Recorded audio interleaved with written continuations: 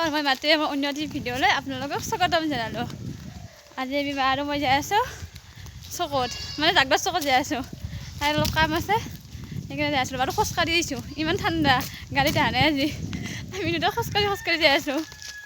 আপোনালোকক দেখাই আছোঁ ৰ'ব, ইমান কুঁৱলী আজি 11টা বজাতো কুঁৱলী দি আছে। যাই আছোঁ, কি ধুনীয়া পৰিৱেশ,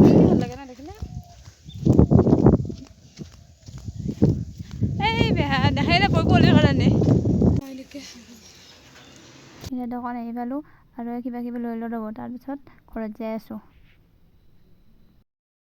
গুড মৰ্ণিং বন্ধুসকল, আজি 24 জানুৱাৰী আৰু আজি এটা বিশেষ দিন। বিশেষ মানে মোৰ বান্ধৱীৰ বিয়া, আৰু কোনো বান্ধৱীৰ বিয়া আপোনালোকক দেখাই আছোঁ ৰ'ব। বান্ধৱীৰ বিয়া বুলি ভালো লাগি আছে, কিন্তু বেয়াও লাগিছে যে আজিৰ পৰা তাই বেলেগ এখন ঘৰত বোৱাৰী হ'ব। একো নাই, তো মই ৰেডি হৈ যাওঁ, তাৰপিছত আপোনালোকক দেখাই আছোঁ। গাইজ, মই এতিয়া বিয়াত যাবৰ কাৰণে ৰেডি হৈ ল'লোঁ। মোক কেনেকুৱা লগা হৈছে কমেণ্ট কৰি জনাব।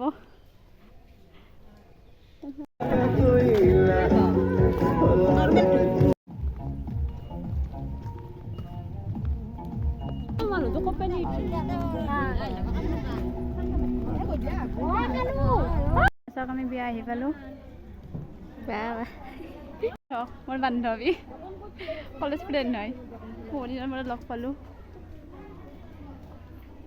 এতিয়া আমি বিয়া ঘৰ আহি পালোঁ আৰু চাওকচোন ইমান মানুহ। যিহেতু মই নতুনকৈ ব্লগ বনাই আৰম্ভ কৰিছোঁ, এইবাবে মোৰ লাজ লাগে এনেকৈ ব্লগ বনাবৰ কাৰণে। আৰু চাওকচোন কইনা এজনী ইমান মৰম লগা হৈছে, তাইক বান্ধৱী মোৰ কইনাৰ ওপৰত ইমান মৰম লাগিছে তাইক।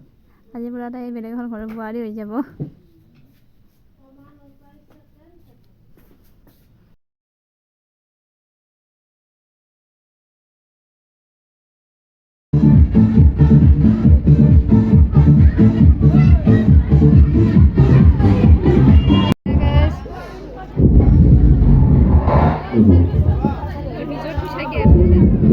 আমাৰ এতিয়া বিয়া খোৱা আৰু আমি ঘৰত যাই আছোঁ।